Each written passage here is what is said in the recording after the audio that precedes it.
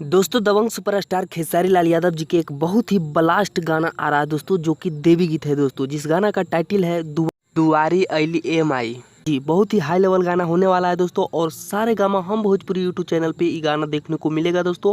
और अभी अभी इसका टीजर रिलीज कर दिया गया है दोस्तों जी। अगर टीजर को नहीं देखे तो जाकर देखिए सारे गामा हम भोजपुरी यूट्यूब चैनल पे, जो कि काफ़ी बवाल लेवल के गाना होने वाला है दोस्तों। इन साल का सबसे हिट गाना होगा दोस्तों दुआरिया अली एम आई खेसारी लाल यादव जी के।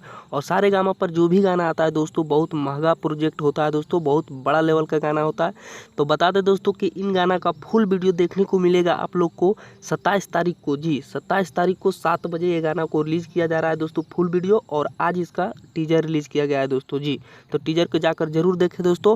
और बात करें इस गाना को, कभी प्यारे लाल यादव जी लिखे हैं इस गाना को। और बता दें म्यूजिक कृष्णा बेदर्दी जी दिए हैं और खेसारी लाल यादव जी प्रियंका सिंह जी गाए हैं दोस्तों। अपडेट आप लोग को अच्छा लगा है तो वीडियो को लाइक कीजिएगा और चैनल को सब्सक्राइब कीजिएगा। धन्यवाद दोस्तों, फिर मिलेंगे अगले कोई बवाल खबर के साथ।